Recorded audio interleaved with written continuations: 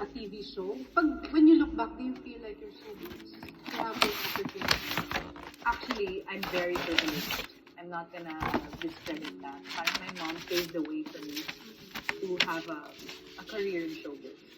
But my mom also says na you really have to prove yourself.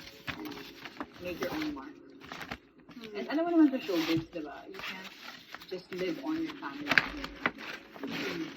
But I am definitely privileged with that.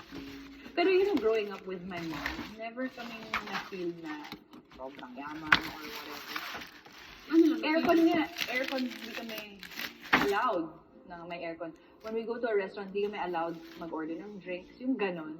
Dahil, yun ang training sa iyo. Yeah. I know it doesn't seem like a big deal, but when we're with friends, oh my God, they were able to order drinks. Yung parang big deal. Sino nag-train sa inyo ng ganun, mommy? Mom, always. So, paano ka ngayon as a mom? I'm like that also. My mom before, she told me, it's easier to say yes than no.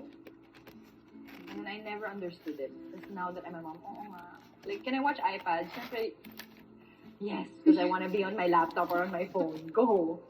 But I really try not to. So, dun ka nahihirapan ngayon sa disciplining your kids. You have 2 kids. Ano yung feeling na may 2 kids at 24 years old? That's a lot. A lot of work. Oo, kasi that's you dividing yourself into 2. Yeah, sobra. And si Balti medyo nagsiselos siya. So, paano mo binabalance yung sarili mo having 2 kids?